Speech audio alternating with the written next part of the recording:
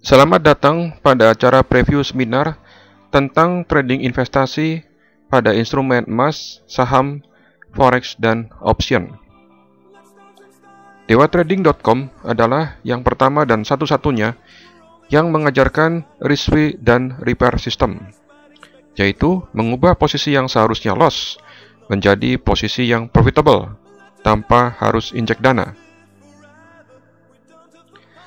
Pada materi hari ini adalah yaitu tentang fundamental dalam kurung makroekonomi dunia, yaitu khususnya pada isu Yunani atau Eropa. Kemudian, seberapa parah isu Yunani? Apakah benar Yunani akan kolaps? Kemudian, sejauh apa pengaruh masalah Yunani pada Eropa dan Amerika? Dan juga akan dibahas tentang materi kondisi kesehatan keuangan dari Amerika itu sendiri. Lalu bagaimana dengan China? Apakah benar China juga akan kolaps? Kita juga akan membahas bagaimana peluang trading emas. Apakah benar emas akan naik dulu sebelum nanti dijatuhkan lagi ke 1200? Kemudian kita juga akan menerima materi big picture tentang repair system. Seberapa handal sistem ini? Mengapa hanya Dewa Trading yang mempunyai repair system? Dan dilanjutkan dengan materi The Beauty of Adjustment, yaitu gambaran besar, penjelasan tentang modal semakin kecil, profit semakin besar. Kemudian kita juga akan membahas tentang risk-free strategi. Benarkah ada risk-free? Dan kita juga akan sedikit membahas tentang explosive stock, yaitu saham-saham yang meledak, yang berpotensi profit ribuan %. Dan di akhir acara, kita akan membahas seputar tentang broker-broker, jadwal dan harga workshop. Kita mulai saja ya. Pertama-tama akan dijelaskan tentang economic outlook. Benarkah dunia ini akan jatuh ke dalam krisis lagi pada tahun 2014? Ya, kita lihat. Nah, apakah benar Yunani atau Greece akan bangkrut? Kira-kira seberapa besar kemungkinan Yunani itu akan bangkrut? Nah, ini adalah beberapa negara yang kemungkinan bangkrut, diantaranya adalah Irlandia dan Yunani. Itu dua negara yang paling parah. Saya katakan, sangat besar kemungkinan Yunani akan bangkrut berdasarkan data ini, oke? Nah, ini adalah gambar-gambar yang bisa Anda saksikan hampir setiap hari di televisi, bahwa di Yunani sana sedang terjadi banyak demo. Hampir setiap hari ada demo, demo, kerusuhan, Banyak sekali orang Yunani di sana yang mengatakan no money, no job, tidak punya uang, tidak punya pekerjaan. Dan kemudian ditambah lagi dengan naiknya pajak-pajak, turunnya tunjangan kesehatan, turunnya tunjangan sosial, kemudian pajaknya naik. Jika tunjangan turun, kemudian pajak naik, siapa yang tidak demo? Dan gambar ini adalah gambar yang menunjukkan hampir setiap hari terjadi demo di Yunani. Yunani adalah salah satu negara dengan rating yang paling rendah. Kebangkrutan Yunani dapat mengakibatkan kegoncangan finansial di zona Eropa. Atau double dip is coming soon. Wow, double dip segera datang. Kapan itu? Anda lihat di sini. Ini adalah rating dari negara Yunani. Ratingnya sudah rendah dan makin rendah dari tahun ke tahun. Oke? Bayangkan, yang di downgrade itu adalah sebuah negara, bukan sebuah perusahaan. Jadi yang di downgrade itu adalah sebuah negara. Anda bayangkan, kalau sebuah perusahaan di downgrade masih mendingan, ini sebuah negara.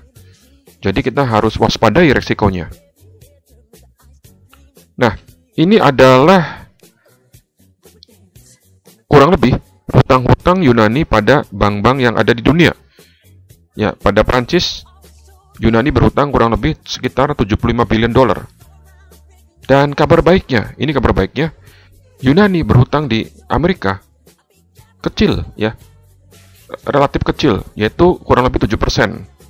Ya, data ini adalah sekitar bulan 4 ya, bulan April. Nah, pada saat video ini dibuat, yaitu bulan 11 atau bulan November, hutang Yunani ini sudah naik menjadi sekitar 350 billion dolar. Jadi bukan lagi 236 billion dolar, tetapi sudah naik menjadi sekitar 350 billion dolar. Ini adalah kredit rating di beberapa negara Eropa. Anda lihat, Yunani ini menempati rating yang paling rendah dibandingkan dengan negara-negara Eropa yang lain. Dan Anda lihat, di sini adalah CDS, di mana CDS itu naik, ya, make new high even after bailouts. Bayangkan. Nah, CDS ini apa? CDS ini dalam bahasa praktikalnya adalah asuransi, jaminan daripada surat berharga. Dan CDS untuk Yunani atau jaminan untuk surat berharganya Yunani itu naik secara signifikan dalam tempo kurang dari 2 bulan ini. Ini dia, Anda lihat ya, CDS untuk negara Yunani ya, atau jaminan terhadap surat utang atau surat berharga negara Yunani ini naik lebih dari 45%. Jadi apa? Jika asuransinya naik, maka apa? Maka itu sama saja tingkat resikonya naik. Betul? Gitu? Dia naik lebih dari 45%. Artinya apa? Artinya tingkat resikonya diyakini naik, bahwa negara itu mungkin dalam keadaan bahaya. Oleh karenanya, asuransinya naik. Nah, kemudian kenyataannya adalah bank-bank yang ada di Eropa memerlukan lebih dari 1 triliun dolar untuk refinance. Jadi untuk menyehatkan perbankan yang ada di Eropa, menurut European Bank di sana, itu diperlukan dana sekitar 1 triliun dolar. Itu dana yang tidak sedikit loh. Nah, kita lanjut. Nah, pada kira-kira ya 3 bulan lalu, itu dilangsungkan stress test. Kira-kira 3 bulan yang lalu telah dilakukan stress test pada bank-bank di Eropa, terutama bank-bank yang menjadi anggota Uni Eropa.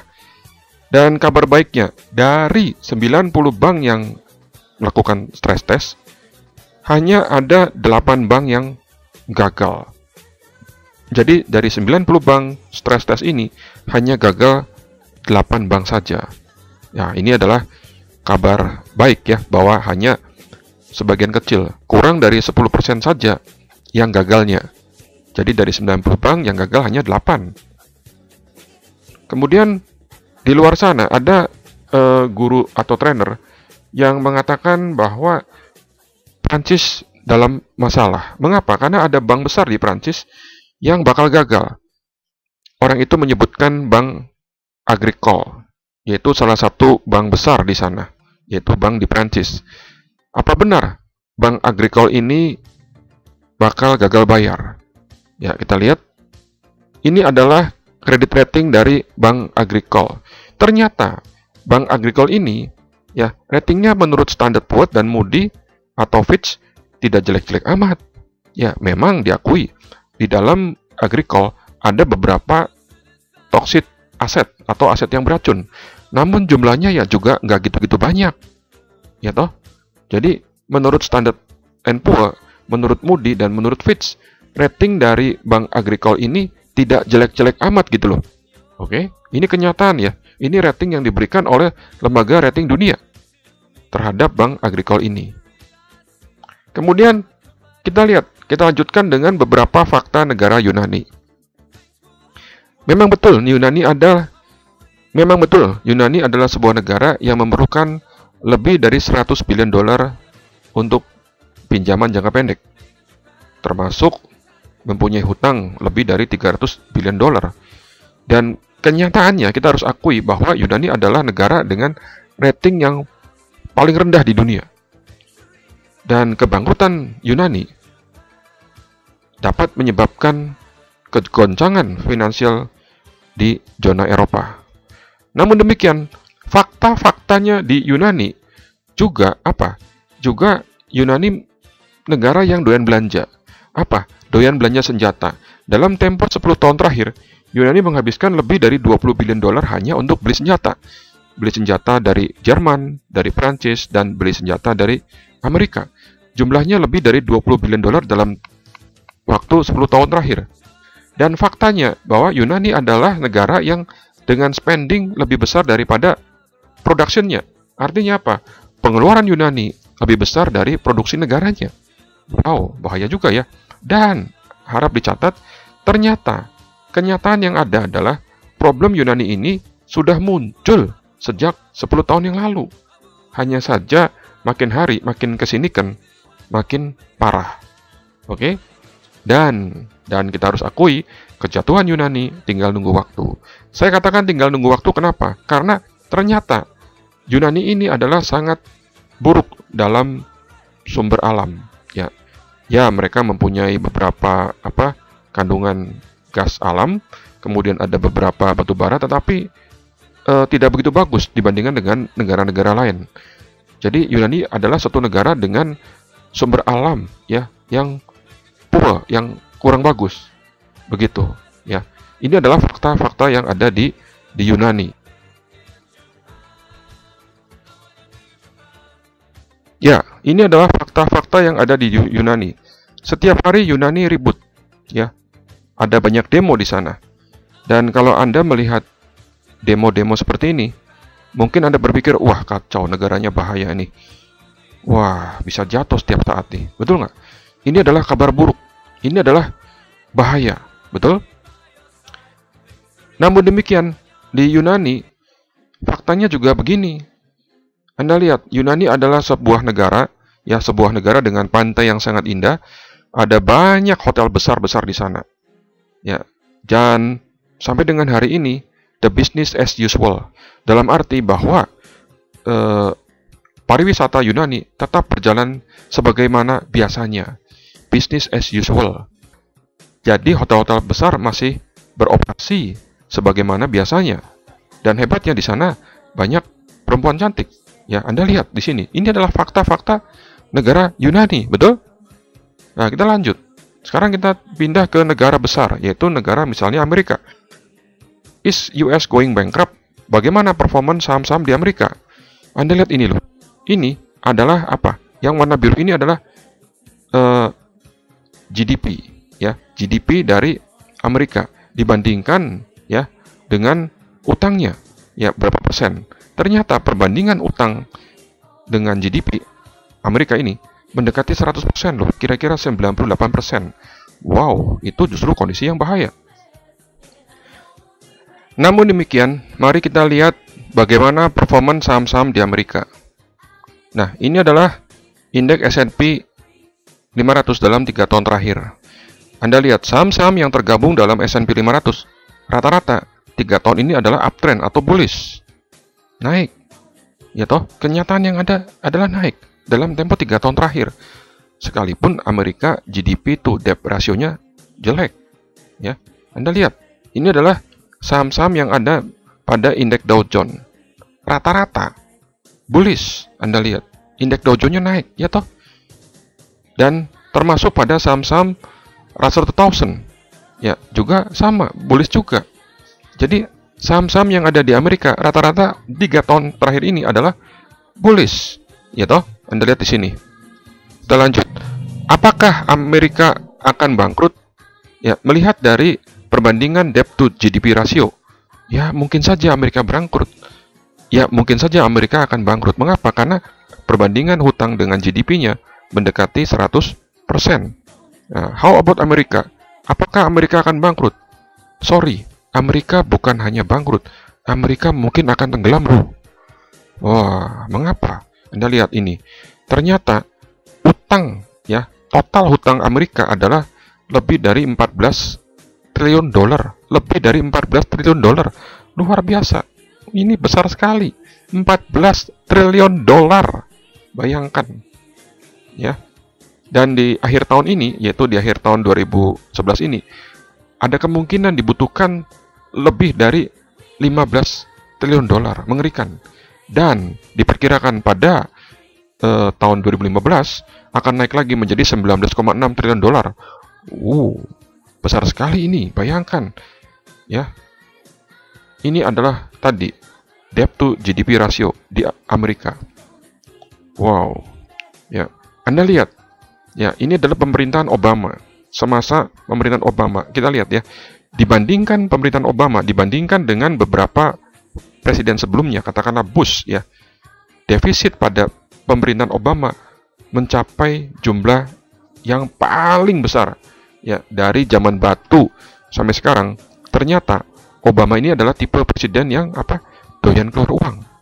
Ya, diperkirakan akhir tahun ini saja ya, yaitu akhir tahun 2011, diperkirakan defisitnya lebih dari 1.500 billion dolar. Wah, ini berarti apa? Pemerintahan Obama ini adalah pemerintahan yang doyan keluar uang, sehingga defisitnya diperkirakan lebih dari 1.500 billion dolar pada akhir tahun ini. Ini jumlah yang sangat-sangat besar. Ya, Anda lihat, ya, batas atas utang dari tahun ke tahun itu cenderung dinaikin terus. Sekarang ini sudah lebih dari 14 triliun dolar, ya. Nah, kita lihat negara-negara mana saja yang memegang surat berharga Amerika. Ya, tentu saja Anda yakin itu adalah China. Kemudian Jepang, diikuti oleh Inggris, ya, betul? Nah, ini lihat, ini adalah data terakhir bahwa negara China itu memegang kurang lebih 26% dari surat berharga Amerika. Oke. Ini dia, sekitar 26%. Dan ini adalah detailnya. Ada China, ada Jepang, dan ada Inggris, dan ada yang lain-lain. Oke. Ini adalah pemegang surat berharga dari Amerika.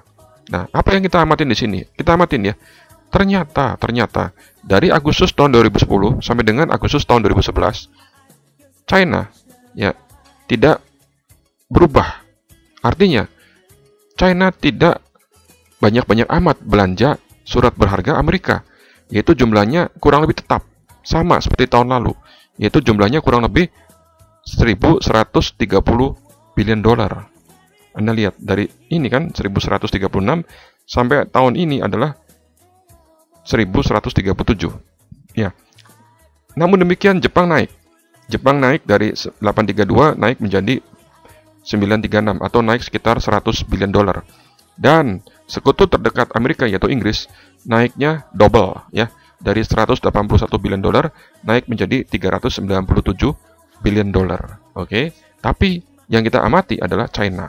China ini relatif tetap jumlahnya dari tahun lalu sampai dengan tahun ini. Oke. Golden chance with gold. Apakah masih ada peluang di emas? Wah, mengapa emas? Mengapa lagi-lagi emas? Apakah benar emas selalu naik? Is that true? Apakah benar emas akan ke 3.000 pada tahun 2012? Nah, kita lihat. Ternyata kita lihat data ini, total value ya emas yang pernah diambil dari bumi ini kurang lebih sekitar 165.000 ton. Ya, itu data tahun 2009. Jadi yang pernah ditambang di bumi ini jumlahnya sekitar 165.000 ton. Dan dengan harga 1.900 per troy ounce, maka total nilai dari emas ini adalah sekitar 9,2 triliun dolar. Oke? Ya. Atau dengan kata lain, 1 ton emas harganya adalah 61 juta dolar. Maksudnya apa? Maksudnya ini loh. Anda lihat di sini ya, saya balik lagi. Nah, ini. Ya. Cina ini memegang surat berharga jauh lebih besar dibandingkan dengan emas. Ya, jika Cina, ini bayangan saya ya, Cina membelanjakan 100 billion dolar saja dari celengannya dia dijadikan emas. Wah, kira-kira berapa harga emas? Harga emas dengan mudah tembus 2.000, bahkan bisa ke 3.000 loh. Ya, bayangkan, Cina hanya belanja 100 billion dolar emas. Oke, maka dengan mudah emas tembus 2.000 bahkan naik ke 3.000. Ya, karena nilai surat berharga yang dipegang Cina itu jauh lebih besar daripada nilai emasnya. Kita lihat apa betul, ya. Kita lanjut lagi. Ya, kita lihat apa betul. Nah, ini adalah negara-negara di dunia pemegang emas sampai dengan tahun lalu. Ya, kita lihat Cina. Cina ini hanya menduduki ranking berapa? Ranking kelima. Cina ini hanya punya reserve ya atau cadangan emas yaitu sebesar 1.000 ton. Anda lihat jumlahnya nggak banyak. Ya, hanya 1.000 ton. Kemudian ada yang bilang bahwa Italia dalam masalah. Ya, Yunani dalam masalah. Namun demikian kita lihat Italia. Italia itu adalah negara ranking 3 dunia pemegang emas. Jadi stok emas yang di Italia itu adalah ranking 3. Ya, IMF juga sekitar 2.500, Italia juga sekitar 2.500 ton. Tapi saya tidak masukkan IMF di sini karena IMF bukan negara. Ya, Anda lihat. Ini adalah apa? Italia. Ya. Jadi, katakanlah Italia dalam masalah, dia punya utang banyak. Lalu bagaimana caranya mengatasinya? Yaitu salah satunya adalah dengan jual emas. Wah, oke. Nah, mungkin Anda bingung. Loh, tadi Cina kalau belanja emas 100 billion dolar akan membuat harga emas naik. Sekarang ketika Italia bermasalah, Italia ingin menyelesaikan utangnya, mungkin negara Italia akan jual emas. Oke? Dan yang menjual itu negara loh, bukannya perusahaan. Jika negara, sebuah negara, katakan Italia, menjual emas, berton-ton emas, mungkin saja akan diikuti efek domino oleh negara-negara lain. Oke? Jadi yang dijualnya katakanlah hanya 100 ton, bisa jadi pada prakteknya bisa ribuan ton. Oke? Karena apa? Karena negara-negara lain akan mengikuti juga, mungkin saja. Ya, dengan demikian harga emas ketika Italia jual, harga emas bisa jadi jatuh dalam.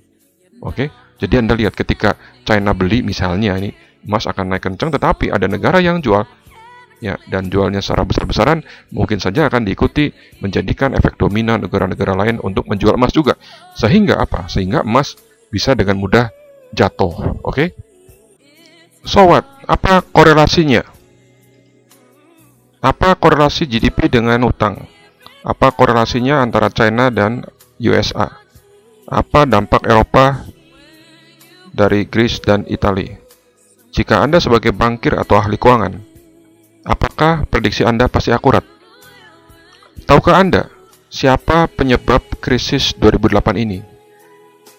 Bukankah para bankir dan ahli keuangan pada tahun 2008 salah prediksi?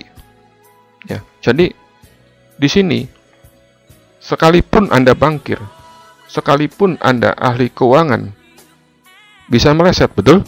Ya toh? Bisa juga salah. Apalagi orang yang tidak mempunyai pengetahuan cukup pada dunia finansial. Betul? Nah, sekarang apa korelasi antara GDP dengan utang?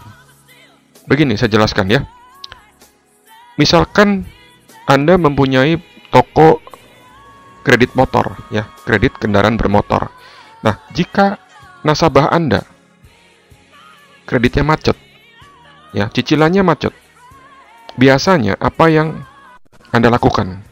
Mungkin saja Anda datang ke rumahnya, kemudian ambil sofanya, betul? Ya, jika tidak ada sofa, ambil TV-nya. Betul nggak? Ya, motornya sudah nggak ada, ya, Anda ambil sofanya, Anda ambil TV-nya, betul? Nah, sekarang begini, ini adalah yang kita bicarakan adalah sebuah negara, yaitu Amerika.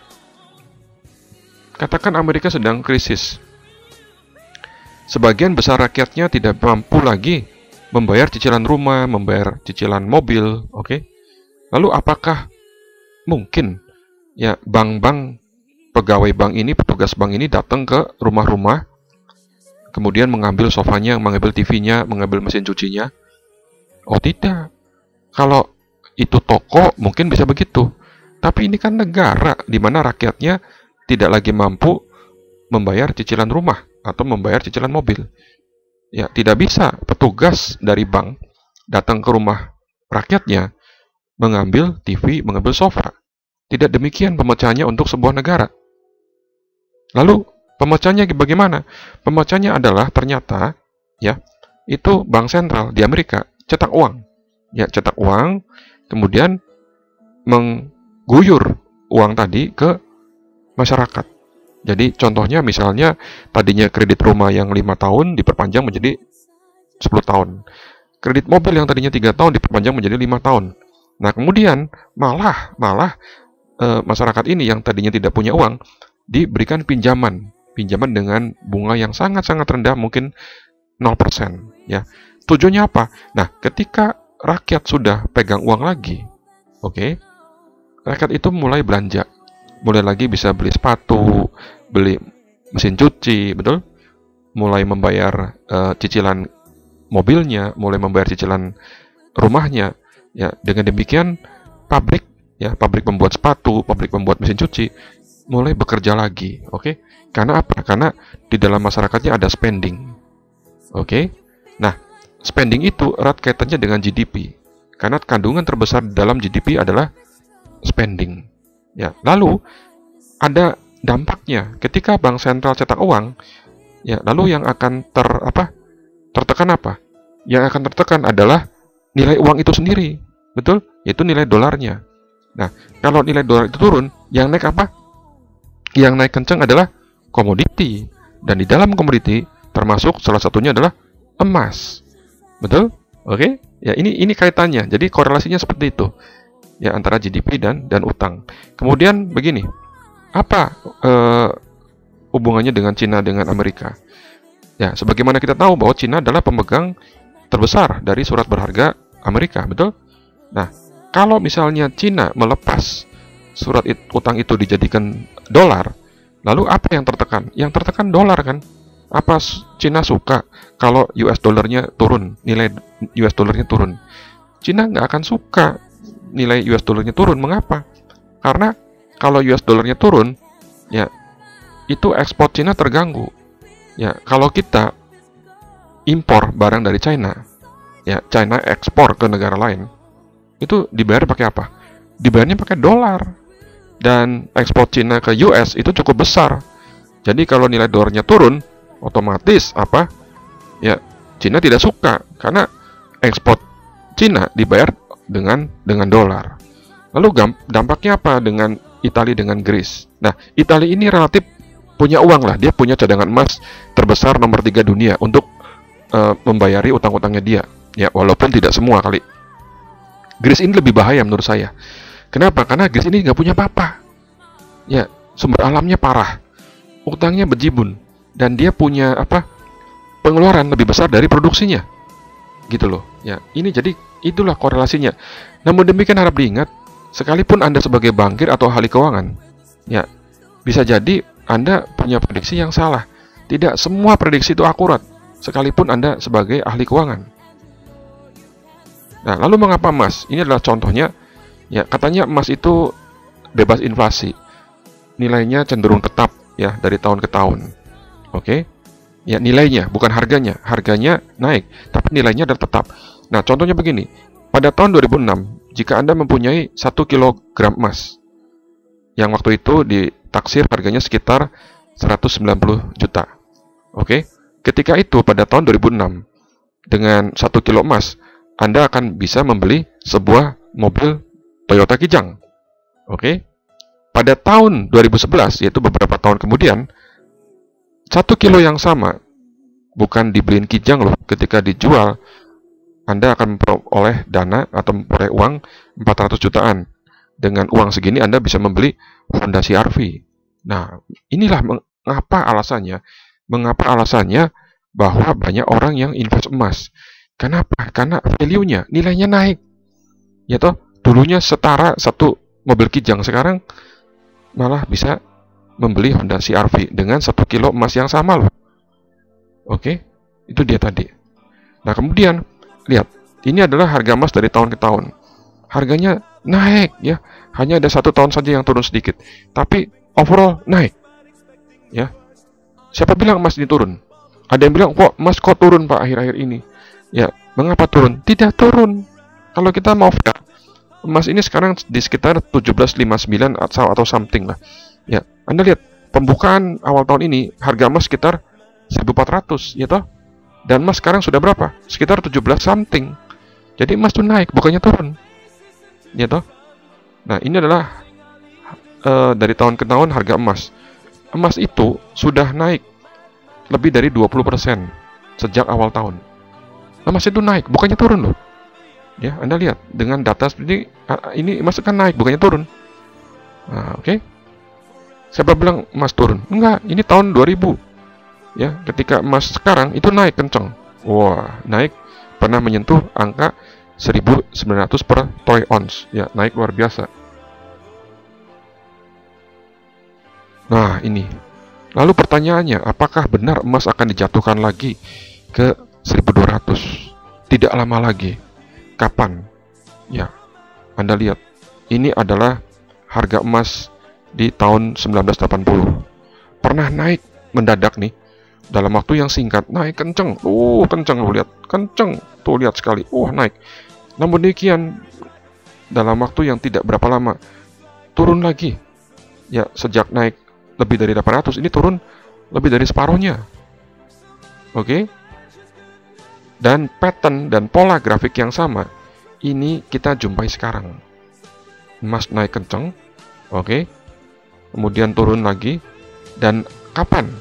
Entah di mana akan naik dulu, bisa di sini, bisa di mana saja. Kemudian mungkin nggak akan dilempar jatuh? Oh, mungkin saja. Mengapa? Karena sudah pernah ada contohnya. Sekarang mungkin Anda bingung. Saya jadi bingung sekarang nih. Kira-kira emas itu mau naik apa turun ya? Tadi kalau China beli emas, bisa jadi emas tembus 2000. Tapi kalau nanti Italia lepas emas, atau banyak seluruh dunia orang-orang lepas emas, rame-rame lepas emas, emas akan turun dengan cepat ke 1200. Apa bedanya emas dengan perak? Emas itu sebagian besar disimpan. Ya, kalau perak sebagian besar habis dipakai untuk industri, ya toh. Nah, jadi mungkin saja emas yang tadinya disimpan itu akan dilepas lagi, sehingga dengan mudah emas turun ke 1200. Ya, mungkin saja. Jadi Anda harus siap-siap prepare. Kita punya prediksi boleh-boleh saja bullish, tapi mungkin nggak emas itu turun. Mungkin juga kan. Nah, contohnya begini. Ini adalah koran Kompas tanggal 3 November headline-nya. Ya, tentang betapa buruknya situasi Eropa. Ya, headline-nya mengatakan dunia kecam Yunani. Kabarnya buruk-buruk. Ya, kabarnya banyak yang jelek di hari itu. Kemudian judul beritanya pun bahaya mengancam. Oke, bahaya mengancam. Harusnya hari itu harga sahamnya jatuh, betul nggak? Ya toh, bahaya mengancam hari itu harusnya harga saham jatuh.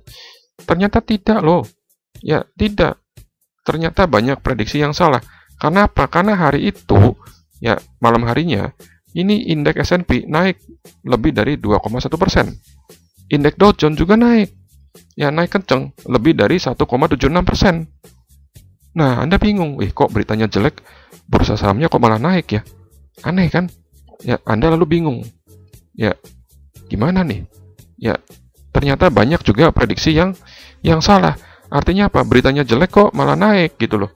Dan mungkin Anda bisa jadi sering menemui keadaan yang seperti ini, ya toh? Nah, seberapa sering Anda mempunyai posisi tadi yang salah arah? Seberapa sering Anda mempunyai keputusan yang salah? Anda akan dibuat bingung dan kesal. Betul?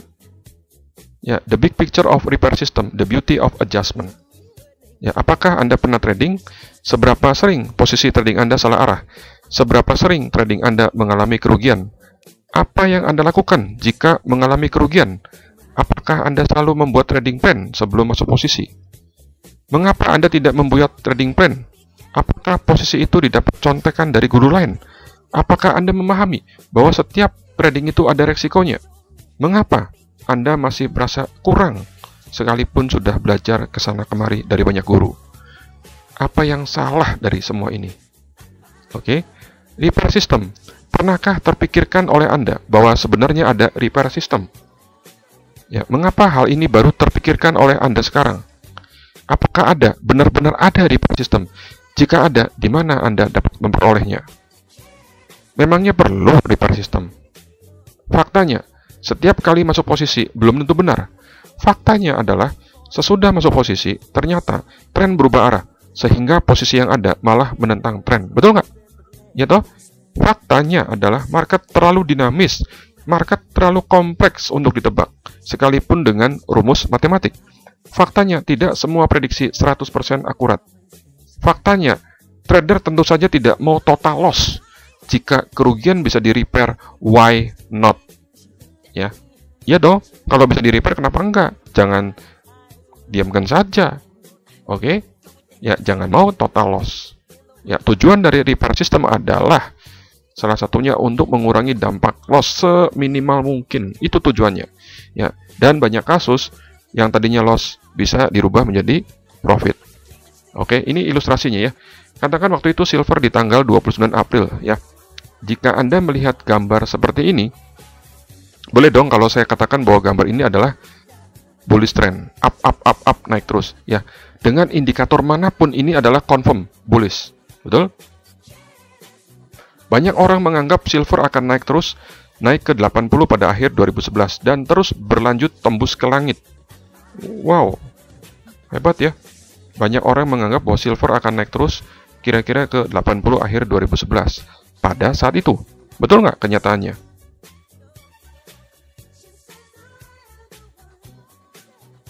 Ya, ini adalah harga perak atau silver pada tanggal 2 Mei. Wah, ya. Di sini pun masih banyak orang meyakini silver akan naik. Ya, karena ini hijau candlenya. Ketika itu saya masuk posisi bullish. Ya, ketika itu saya masuk posisi yang mengharapkan harga silver naik. Namun demikian, apa yang terjadi? Ternyata silver 2 hari kemudian turun dan posisi trading mengalami kerugian. Ya, datang tsunami, posisi jadi rugi. Posisinya jadi salah arah. Karena apa? Karena posisinya mengharapkan naik. Padahal silver ketika itu turun, ya, turun. Ya. Jika salah tren, jika arah tren melawan posisi Anda, apa yang Anda lakukan? Silver tanggal 5 Mei dan tambah bleeding. Turun lagi, ruginya makin dalam. Ketika itu di sini banyak sekali orang yang kena margin call. Banyak yang mengalami kerugian, luar biasa ruginya, besar-besar. Ya toh, Anda lihat, turun dalam. Apa yang Anda lakukan jika loss-nya makin dalam, posisi tradingnya makin bleeding? Kalau Anda tidak punya repair system, Anda dapat mengalami total loss. Dengan repair system, kerugian Anda bisa jauh dikurangin. Oke? Bahkan kalau Anda mempunyai money management yang cukup, yang tadinya rugi bisa profit, yaitu dengan menggunakan repair system. Ya. Nah, ini adalah emas. Masa jaya emas, yaitu pada tanggal 6 September. Mirip, ya. Ketika itu ditradingkan dengan menggunakan ETF atau reksadana dari emas, yaitu GLD. Kemudian apa yang terjadi? Ya, banyak orang yang menganggap ketika itu emas akan naik terus, naik tembus ke 2000. Betul nggak? Namun demikian banyak juga orang termasuk bankir yang salah. Dan emas kenyataannya adalah turun. Wah, turun. Kalau tidak punya repair system, sudah, the game is over. Anda keluar dari tarung. Anda keluar dari arena permainan. Oke? Jadi sangat penting repair system. Kenapa? Karena kita sering salah arah. Ya, trading ini mirip seperti nyetir mobil. Jika Anda menyetir mobil, Anda memakai seat belt, ada ban serep. Mengapa tidak ada backup plan? Tidak ada plan B, plan C, tidak ada backup plan. Tidak ada plan B, plan C, dan seterusnya. Mengapa tidak terpikirkan repair system? Jika tidak punya repair system, masih beranikah masuk posisi trading? Ada nggak ban cadangannya? Ada nggak repair system? Repair system. Jika tidak paham repair system, sebaiknya stop trading selamanya. Jika ingin memahami repair system, sebaiknya belajar di tempat yang benar dan belajar dari guru yang benar. Berikut ini adalah beberapa contoh dari repair system. Nah, ini adalah pergerakan saham LO, di mana harga saham LO ini diyakini sideways dalam tempo 1 bulan mendatang. Kita lihat di sini ya. Satu kotak ini ya adalah 1 bulan. Dan ini sudah berlangsung kurang lebih 6 bulan. Jadi diyakini saham LO ini akan sideways, ya bergerak bolak-balik di antara range 100 ya sampai dengan 120. Ya, misalkan kita punya asumsi seperti itu, yaitu saham LO akan sideways di antara 100 sampai 120. Oke. Oleh karenanya, saya menggunakan strategi yang namanya calendar spread. Oke. Ini contoh saja. Gitu. Wah, akan bolak-balik tuh di antara 100 sampai dengan 120. Ya. Jika dia bergerak bolak-balik di sini, Anda menang. Oke. Ya, bacanya gimana nih bacanya? Bacanya adalah ini adalah yang horizontal di bawah ini. Inilah harga saham. Ya. Kemudian jika di atas 0 ini adalah profit, di bawah 0 ini adalah loss atau rugi.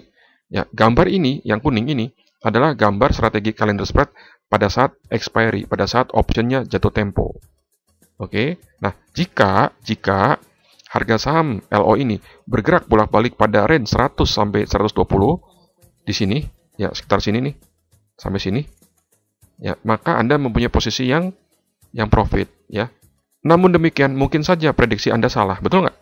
Mungkin saja Anda punya prediksi yang salah, ya, yang tadinya diperkirakan bergerak sideways, malah jebol, naik ke atas atau turun ke bawah, ya. Nah, lalu apa yang Anda lakukan? Anda membuat garis atau batas yang lebih lebar lagi. Ya, misalnya 90 sampai dengan 128. Ya, kita lihat. Oh, ternyata saya membuat adjustment atau repair.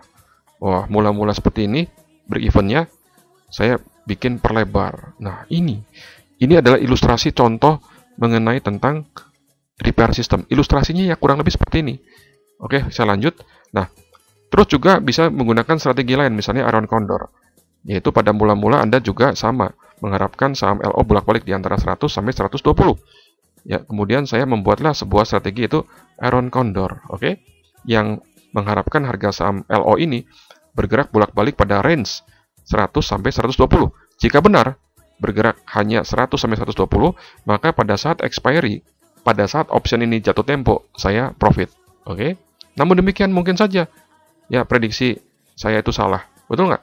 Bahwa saham LO ini bisa jadi dalam 1 bulan ini bergerak jebol naik ke di atas 120 atau turun ke bawah, di bawah 100 kan. Lalu apa yang saya lakukan? Saya membuat garis yang lebih lebar sehingga saya repair, ya tadinya seperti ini di repair menjadi seperti ini. Nah, ini adalah ilustrasi contoh bagaimana Anda melakukan sebuah repair system, oke? Ya. Kemudian ada yang disebut dengan ini, the beauty of adjustment. Oh, apa ini? Modal makin kecil, profit makin besar. Perhatikan di sini, mula-mula saya mempunyai posisi bear call, sebuah bear call seperti ini. Oke, dengan Dengan potensi profit 120%. Kemudian saya kutak-atik. Ternyata modalnya makin kecil, profitnya bertambah besar. Dan saya adjust lagi atau saya kutak-atik lagi. Modalnya makin kecil loh, profitnya makin besar. Dan ini hanya mungkin di option. Dengan modal makin kecil, profitnya makin besar. Ya, ada. Pak, hebat sekali. Apakah ada aturan mainnya? Ada, nggak sembarangan. Dan ini ada triknya. Oke, ada timingnya. Tidak setiap posisi bisa dibikin seperti ini. Anda lihat, modal makin kecil, profitnya makin besar. The beauty of adjustment, yaitu dengan modal makin kecil, ya profitnya makin besar. Ya, nilai profitnya bukan hanya persentase, dalam bentuk dolarnya pun makin besar. Ini dia, ini adalah the beauty of adjustment. Luar biasa.